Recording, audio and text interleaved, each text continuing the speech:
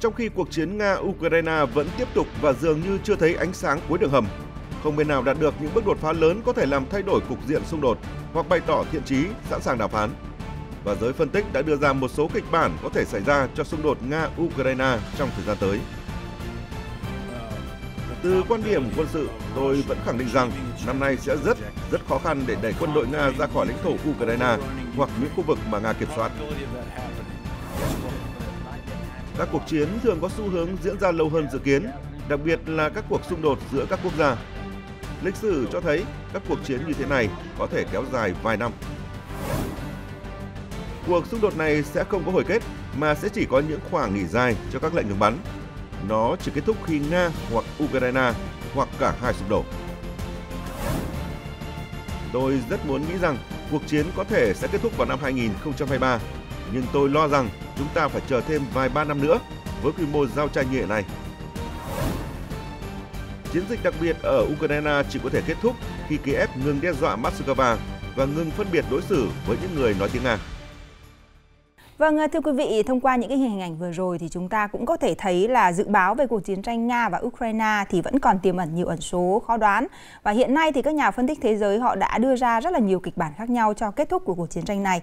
Và với tư cách là những nhà nghiên cứu quan hệ quốc tế thì vị khách mời của chúng ta là Đại tá Lê Thế Mẫu và Thiếu tướng Lê Văn Cương, thì hai ông có thể đưa ra một vài dự báo khái quát ngắn gọn nhất về cuộc chiến tranh giữa Nga và Ukraine trong thời gian tới. Xin mời Đại tá Lê Thế Mẫu có thể trao đổi trước ạ. Trước hết là phải xem cuộc chiến tranh này sẽ kết thúc như thế nào, thì phải xuất phát từ cái mục đích chính trị của các bên. Vâng. Thế thì theo tôi sắp tới thì Mỹ sẽ tiếp tục viện trợ các cái loại vũ khí trang bị hiện đại nhất để nhằm mục đích đánh bại Nga trên chiến trường. Vâng. Đây là mục đích, là kịch bản đầu tiên. Vâng. Kịch bản thứ hai là trong điều kiện đã sử dụng đến mức tối đa các lực lượng vũ khí thông thường mà không thể đánh bại Nga trên chiến trường Ukraine, thì kịch bản thứ hai là Mỹ sẽ can thiệp quân sự trực tiếp. Kịch bản này không thể loại trừ. Vâng. Kịch bản thứ ba là khi mà sử dụng quân sự trực tiếp, lực lượng quân sự trực tiếp để giúp Ukraine đánh bại Nga trên đường cũng không thể thực hiện thành công, thì có thể dẫn đến một kịch bản thứ ba là cần phải sử dụng đến vũ khí hạt nhân. Tôi nghĩ đây là cái kịch bản rất đáng lo ngại. Vâng. Cái sự leo thang này thì rất đáng lo ngại. Vâng. Chừng nào mà các thế lực phương Tây, NATO do Mỹ đứng đầu vẫn theo đuổi cái mục tiêu đánh bại bằng được Nga, làm Nga phải thất bại, hay là xóa sổ nước Nga vĩnh viễn trên bản đồ thế giới, chừng nào họ vẫn theo đuổi mục tiêu đầy tham vọng, đầy có thể là hết sức là điên rồ như vậy, thì có thể nói rằng là nó sẽ đẩy cuộc chiến Ukraine trước những nguy cơ hết sức nguy hiểm. Vâng. Hết sức nguy hiểm. Vậy thì không biết là Thiếu tướng Lê Văn Cương, theo quan điểm của ông thì cái kịch bản của kết thúc cuộc chiến tranh giữa Nga và Ukraine sẽ như thế nào? Rất nhiều vấn đề tôi thấy đại tá Lê Thế Mẫu đã phân tích như vậy thì sáng tỏ. Tôi muốn tiếp cận theo một góc độ khác. Bây giờ chúng ta bắt đầu từ những ai tham gia cuộc chiến này. Trên chiến trường là Nga và Ukraine, trực tiếp, còn gián tiếp là Hoa Kỳ và châu Âu. Thế về cuộc chiến tranh đi đến đâu? Nó phát triển kiểu gì? Nó kết thúc ra sao? Vân vân. Phụ thuộc vào ai? Vai trò của chính quyền Ukraine không có giá trị gì cả. Họ có cái gì đâu ạ? Đến giờ phút này vũ khí không có, tiền bạc không có. Họ dùng vũ khí và tiền bạc của Mỹ đánh Nga thôi. Cho nên cái vai trò Ukraine này là chúng ta phải loại ra không đáng kể. Châu Âu là kẻ ăn theo nói theo. Mỹ bảo sao làm vậy. Châu Âu cũng chẳng có giá trị gì trong phát triển của chiến tranh này cả. Bây giờ hút lại chỉ còn Mỹ với Nga thôi. Cuộc chiến đi đến đâu? Nó phát triển kiểu gì? Có dẫn chiến thế giới mà không? Vân vân. Do Nga và Mỹ quyết định. Nói thẳng như vậy. Trong hai ông lớn này, đến giờ phút này về mặt kinh tế, về mặt quốc phòng, về mặt ngoại giao, về mặt chính trị an ninh, thì rõ ràng Hoa Kỳ đứng ở thế trên. Phải nói thẳng là thế. Vấn đề hiện nay không phụ thuộc đến Kremlin, chủ yếu phụ thuộc vào phòng mưu chung Nhà Trắng, có thể nói thẳng như vậy. Cuộc chiến đi đâu? Phát triển chiều hướng nào? Chủ yếu do chính quyền Joe Biden quyết định. Nếu họ quyết tâm đẩy Nga thất bại trên chiến trường Ukraine, Nga sử dụng vũ khí hạt nhân. Đấy là cái vạch đỏ. Và trước cái thảm kịch này, chính quyền Joe Biden phải suy nghĩ, phải xem xét. Đấy là lý do vừa rồi 20 tháng 2 vừa rồi ông ta phải đến Kiev trong 5 tiếng đồng hồ, có thể nói như vậy. Cho nên cuộc chiến này rất khó đoán định. Mà tôi xin nhắc lại một cái bà Fiona Hill. Bà này là cố vấn của 3 đời tổng thống. Tổng thống Bush con, tổng thống Obama, tổng thống Trump. Ngày hôm kia, bà trả lời cái tạp chí Unhit. Bà nói thế này này: tôi không nghĩ chúng ta có thể chiến thắng tuyệt đối trước Nga được. Tôi cho cái nhận xét như vậy là thông minh và sắc sảo. Mỹ không thể đè bẹp Nga chiến đấu này được. Cho dù tổng thống Joe Biden ngày 20 tháng 2 vừa rồi và nói tại Kiev là Nga dứt khoát không bao giờ thắng trên Ukraine cả. Đây là cách nói của Hoa Kỳ. Cũng như trước đây họ đã nói hàng trăm lần, chúng ta sẽ nghiền nát Bắc Kỳ, biến Bắc Kỳ trở thành đồi dầu rác. Họ nói như vậy. Tôi cho rằng là về cuộc chiến tranh này thì quá phức tạp và rất khó nhận định.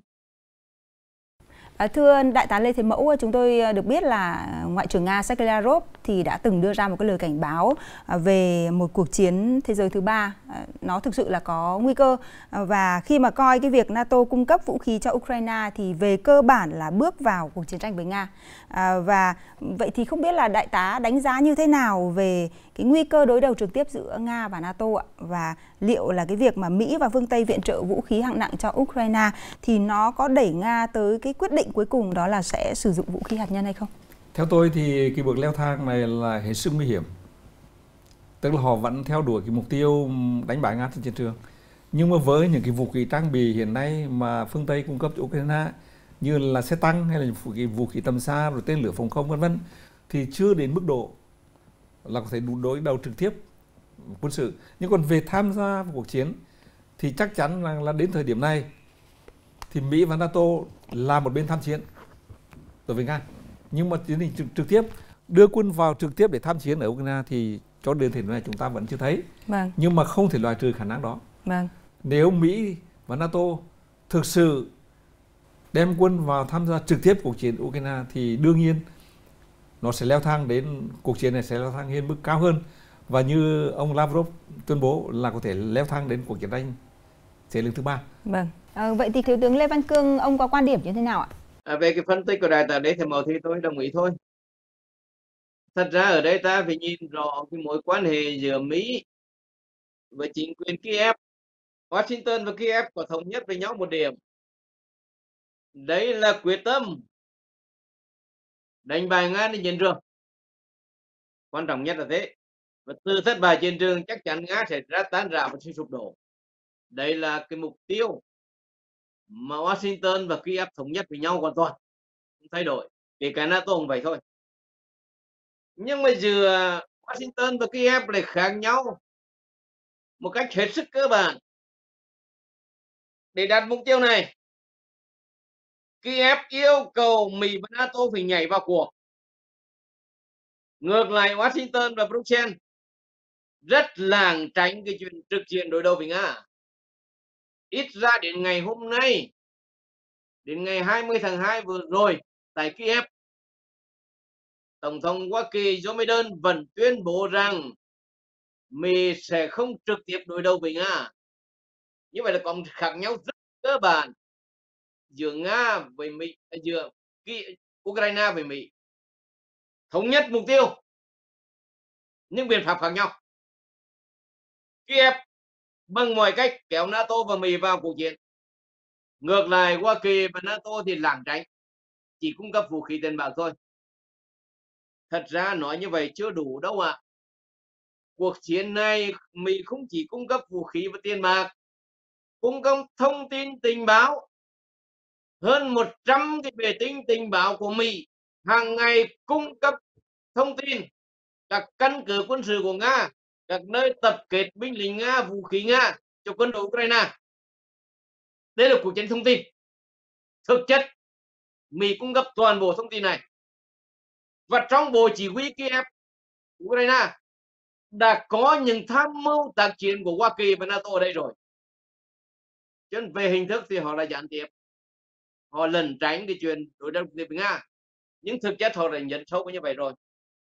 Và tôi đồng ý với đại tá Lê Thẩm Hồng, mà tôi muốn nhắc lại một câu của ông Medvedev, Phó Chủ tịch Hội đồng An ninh Quốc gia Nga.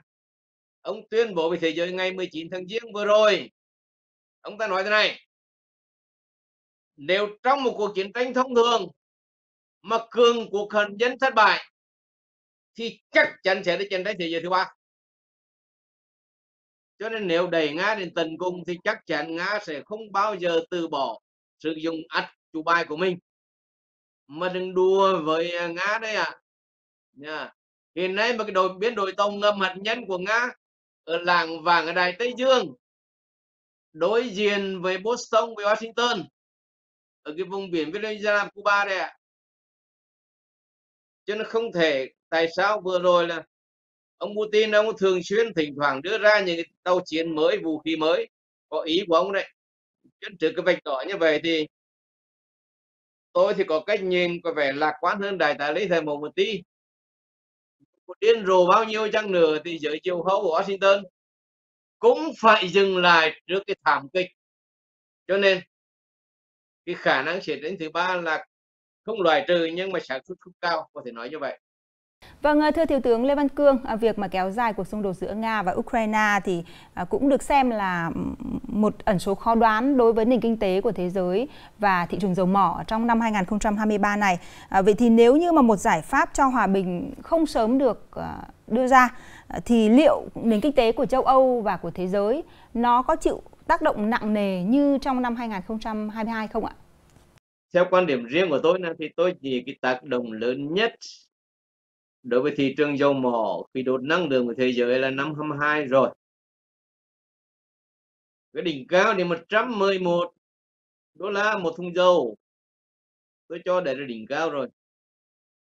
Trừ phi cuộc chiến tranh thế giới thứ 3. Chứ nếu cuộc chiến tranh cứ nhung nhằng kéo dài suốt năm 2023 này nữa thì giá dầu mỏ tôi nghĩ rằng là không bao giờ vượt qua 100 đô la, cái đỉnh cao của năm 2022. Nó chỉ lững lờ ở cái đoạn cao nhất cũng 90 đô la thôi. Bởi vì châu Âu, Mỹ, Trung Đông, châu Phi họ đã có hợp tác với nhau nhất định để giải quyết vấn đề năng lượng. Cho nên những cái đột xuất về năng lượng năm 2023 này tôi thấy rất ít có khả năng. Nó sẽ tăng giảm trong một cái biến độ nhất định thôi, chứ khó mà vượt qua cái con số 110 đô la một thùng, có thể nói như vậy. Cho nên tôi nghĩ được cuộc chiến tranh này nếu ở trạng thái nhung nhằng như hiện nay, tác động thị trường dầu mỏ khí đốt không có lớn, không có những biến động lớn như năm 2022 đâu. Vâng, vậy thì đại tá Lê Thế Mẫu, ông cũng nghĩ rằng là trong năm 2023 này thì châu Âu cũng như là nền kinh tế thế giới thì nó sẽ có cái khả năng là chống chịu tốt hơn, thích nghi tốt hơn đối với các cái cuộc khủng hoảng như so với năm 2022 không ạ? Theo tôi thì đối với châu Âu ấy, thì nó có một cái tác động rất lớn ở chỗ, tức là trước đây ấy, thì họ đã bắt đầu tuyên bố được một chiến lược là xanh hóa nền kinh tế. Vâng. Tức là giảm bớt cái sự khí thải rồi thì ô nhiễm môi trường, từ bỏ than đá, thì chúng ta từ bỏ năng lượng hạt nhân. Nhưng đến bây giờ thì họ lại hoàn toàn ngược lại. Họ lại bắt đầu đẩy nhanh sử dụng than đá, đẩy nhanh quay trở lại sử dụng năng lượng nguyên tử. Và như vậy họ có thể cái tác động lớn nhất đối với châu Âu ấy, chính là làm thất bại chiến lược xanh hóa nền kinh tế. Vâng. Đấy là cái điều mà có thể nói là chưa thể ngày 2, 1-2 năm mà châu Âu có thể làm được. Vâng. Còn cái việc họ tìm ra đặt cái nguồn dầu mỏ khí đốt để thay thế cái nguồn của Nga thì theo tôi nghĩ còn lâu. Ví dụ như họ có thể nhập khẩu từ các nước châu Phi hay là nhập khẩu từ Mỹ thì đương nhiên họ bị quá thiệt hại rồi. Với cái giá nó tăng từ 4-5 lần nên là quá thiệt hại rồi. Họ đang tìm các cái nguồn dầu mỏ khí đốt từ châu Phi rồi từ Trung Đông, nhưng mà để tìm được cái nguồn này thì cũng không phải là đơn giản. Cho nên theo tôi cái tác động khá lâu dài đối với châu Âu. trong những năm, không chỉ năm 2023 mà trong những năm sắp tới. Có một cái diễn biến khá là mới trong những ngày gần đây, đó là Ngoại trưởng Mỹ Antony Blinken thì đã đưa ra một cái lời cảnh báo, đó là Trung Quốc họ có thể đang xem xét cái việc là cung cấp vũ khí để hỗ trợ Nga trong cuộc xung đột giữa Nga và Ukraine. Vậy thì nếu như điều này nó trở thành sự thật thì đây sẽ là một nhân tố thay đổi cuộc chơi. Đây là nhận định của các cái nhà quan sát trên thế giới. Vậy thì theo ông điều này nó có khả năng xảy ra hay không? Trước hết mình nói thế này, ngay từ khi bắt đầu chiến dịch quân sự đặc biệt thì Mỹ đã cảnh báo Trung Quốc là không được giúp đỡ Nga về kinh tế, về công nghệ, về hiện nay thì họ nói đến vấn đề vũ khí trang bị. Nhưng tôi xin nói là tất cả các vũ khí trang bị của Trung Quốc đều là sao chép lại vũ khí của Nga. Sau đó họ hiện đại hóa lên, họ nội địa hóa lên một chút. Nhưng còn từ khi mà Trung Quốc cải cách mở cửa thì cái nguồn vũ khí trang bị công nghệ lớn nhất của Trung Quốc chính là của Nga. Cho nên theo tôi nghĩ thì Nga chưa phải là đến lúc mà họ cần đến cái sự giúp đỡ vũ khí trang bị của Trung Quốc. Thứ hai nữa là câu chuyện này thì ông Blinken chỉ tuyên bố rằng là để cảnh báo là Trung Quốc không được thắt chặt quan hệ hơn nữa đối với Nga. Bởi vì nếu không thì sẽ bị chịu những biện pháp cấm vận mới của nước Mỹ. Bởi vì chúng ta biết rằng là kinh tế Mỹ và Trung Quốc thì quá phụ thuộc lẫn nhau. Người ta ví là kinh tế Mỹ và Trung Quốc như là hai cái đứa trẻ sinh đôi và liền thân với nhau. Tức là sống với nhau thì rất khó chịu. Nhưng mà tách nhau ra thì rất là khó. Xảy ra thì là có thể chết cả hai. Đây là kỳ đó, cho nên là ông Blinken chính đánh vào cái điểm yếu nhất của kinh tế Trung Quốc. Chính là phụ thuộc của Mỹ. Cho nên ông cảnh báo như vậy. Thưa Thiếu tướng Lê Văn Cương, cho đến thời điểm bây giờ thì có thông tin rằng là Trung Quốc có thể có khả năng là cung cấp thêm vũ khí cho Nga. Vậy thì theo ông là trong cái tình huống như vậy thì liệu Trung Quốc có tham gia vào cuộc chiến giữa Nga và Ukraine hay không ạ? Về vấn đề dư luận phương Tây nói rằng Trung Quốc có khả năng cung cấp vũ khí cho Nga, cái phân tích của đại tá Lê Thị Mậu là rõ, hoàn toàn đồng tình. Tôi một tiếp cận thêm một góc độ khác để bổ sung vào vấn đề này. Ở Washington, Bruxelles, họ có một hội chứng rất sợ cái liên minh Nga-Trung Quốc. Trong giấc ngủ họ cũng rất sợ Nga-Trung. Chính cái hội chứng sợ Nga-Trung này dẫn đến những cái đồn đoán là Trung Quốc cung cấp vũ khí cho Nga. Cái điều này xuất phát từ cái việc cả Hoa Kỳ và Bruxelles không hiểu biết gì về Trung Quốc cả. Họ không hiểu bản chất cái mối quan hệ giữa Trung Quốc với Nga. Họ tung tin này để cảnh cáo Trung Quốc thôi. Trung Quốc sẽ không bao giờ hy sinh quyền lợi của mình với người khác. Không bao giờ. 3.000 năm vừa rồi, 3.000 năm sau, nếu từ bỏ Nga, Nga thất bại hoàn toàn, sẽ đến lúc Hoa Kỳ sẽ xử lý họ. Họ vẫn giữ mối quan hệ với Nga ở mức độ nhất định, nhưng có một cái vạch đỏ mà Trung Quốc không bao giờ vượt qua, đây là lợi ích của Trung Quốc. Vì thế đừng nghĩ rằng Trung Quốc cung cấp Nga không có đâu. Cho tôi muốn nói với Washington, Bruxelles rằng các ông ăn ngon ngủ yên. Thưa đại tá Lê Thế Mẫu, khi mà cuộc chiến giữa Nga và Ukraine diễn ra thì Việt Nam chúng ta luôn luôn kiên định một lập trường, đó là Việt Nam thì kêu gọi các bên là chấm dứt xung đột và khôi phục hòa bình cũng như là bảo vệ an ninh an toàn cho người dân. Vậy thì nếu như mà cuộc chiến này nó vẫn tiếp diễn trong năm 2023 này và có thể là lâu hơn nữa, vậy thì theo quan điểm riêng của ông thì Việt Nam của chúng ta có thay đổi quan điểm không? Và chúng ta sẽ nên ứng xử với các bên như thế nào? Trước khi xin nói là chính sách đối ngoại của Việt Nam thì là Việt Nam là các bạn với tất cả các nước trên thế giới. Đây là chính sách đối ngoại hết sức đúng đắn. Thế thì để biết được hành động của Việt Nam sắp tới như thế nào thì chúng ta thấy là trong năm vừa rồi thì phản ứng của Việt Nam là làm sao? Thế thì trong năm vừa rồi thì chúng ta thấy rằng Đại hội đồng Liên Hợp Quốc đã thông qua 5 cái nghị quyết. Trước hết là nghị quyết đầu tiên là nghị quyết phản đối Nga xâm lược Ukraine và đề nghị Nga rút quân khỏi Ukraine. Trong 5 lần bỏ phiếu đấy thì có những chỗ mà còn gây tranh cãi. Thì giống như nghị quyết đầu tiên gây tranh cãi hai bên thì chúng ta bỏ phiếu trắng. Bỏ phiếu trắng bởi vì chúng ta chọn lợi ích quốc gia dân tộc là lên trên hết. Nhưng có những trường hợp, có những nghị quyết mà Nga đã hoàn toàn đứng về lẽ phải thuộc về Nga thì chúng ta ủng hộ. còn chỗ nào còn gây tranh cãi thì chúng ta bỏ phiếu trắng. Thì như vậy là quan điểm của chúng ta là hết sức đúng đắn. Chúng ta chọn lẽ phải. Thứ hai, chúng ta chọn lấy quốc gia dân tộc. Vâng. Như vậy là quá đúng. Và sắp tới đây thì dù diễn biến tình hình của Ukraine có thay đổi như thế nào chăng nữa, thì quan điểm của Việt Nam chúng ta là luôn luôn là như vậy. Thì như vừa rồi là Phó Chủ tịch Hội đồng Liên bang của Nga sang thăm Việt Nam ấy, thì ông cũng đánh giá rất cao khi mà gặp Chủ tịch Quốc hội Vương Đình Huệ. Thì ông cũng đánh giá rất cao cái quan điểm công bằng của Việt Nam chúng ta khi xử lý vấn đề Ukraine. Vâng. Vậy thì Thiếu tướng Lê Văn Cương, quan điểm của ông như thế nào ạ? Về vấn đề quan điểm, thái độ, chính sách của Việt Nam, có thể nói rằng là cái đường lối chính sách đối ngoại của Việt Nam là nguyên tắc, tức là độc lập tự chủ. Chúng ta xuyên suốt từ năm 1945 đến bây giờ, đặc biệt trong bối cảnh hội nhập quốc tế này, thì chúng ta càng phải quán triệt cái quan điểm độc lập tự chủ. Chúng ta không chọn bên, bao giờ cũng đứng về phía lẽ phải và luật pháp quốc tế cả.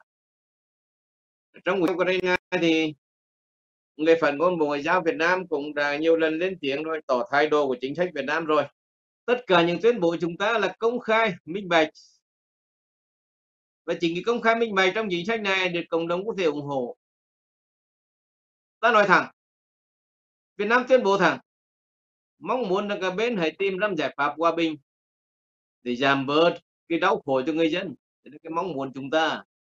Và cái điều này có thể nói là các bạn Nga cũng không thể phản đối được, Hoa Kỳ cũng không thể phản đối chúng ta được, châu Âu và Ukraine cũng đồng tình. Tôi cho rằng cái thái độ như vậy, cái việc là cộng đồng quốc tế chấp nhận cái thái độ chính sách Việt Nam là cái hàn thử biểu, rồi đó cái độ chính xác đúng đắn của chính sách Việt Nam đối với sự kiện đặc biệt quan trọng này.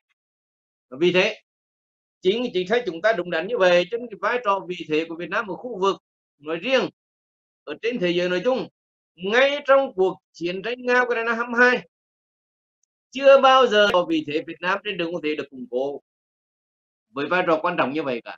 Có thể nói là cái năm cả thế giới rất khó khăn với cuộc chiến tranh này, chúng ta vẫn đứng vững, phát huy được cái vai trò khu vực và được cộng đồng quốc tế đón nhận một cách tích cực. Tôi cho đấy là thành công của chiến tranh đối ngoại Việt Nam. Và sắp tới đây, cho dù cuộc chiến tranh này phát triển theo hướng nào chăng nữa, chúng ta vẫn kiên trì cái chính sách đối ngoại độc lập tự chủ, đa phương hóa, đa dạng hóa, không liên kết, không chọn bên. Thái độ chúng ta đã công khai minh bạch, chúng ta không có chuyện gì khuất tất trong việc này. Vì thế được cộng đồng quốc tế đón nhận tích cực, có thể nói như vậy. Vâng, thưa quý vị, mọi cuộc chiến tranh thì đều phải kết thúc và cuộc chiến giữa Nga và Ukraine cũng không phải là ngoại lệ. Và không chỉ là Việt Nam mà cả thế giới thì đang rất mong chờ là cuộc chiến này sẽ kết thúc càng sớm càng tốt. Bởi vì là với Nga hay là Ukraine thì dù cuộc chiến này kết thúc theo hình thức nào thì nó đều để lại những tổn thất nặng nề cho cả đôi bên. Và ngoài những cái tổn thất mà có thể đo đếm được thì chiến tranh luôn để lại những vết sẹo vô hình. Đó là những nỗi ám ảnh về tâm lý hay là những mất mát mà không biết đến bao giờ mới có thể bù đắp nổi. Và ngay cả khi mà cuộc chiến này tiềm ẩn nhiều yếu tố khó đoán định thì có một thực tế chắc chắn rằng là Nga và Ukraine và cộng đồng thế giới thì đều không mong muốn cuộc chiến này sẽ kéo dài.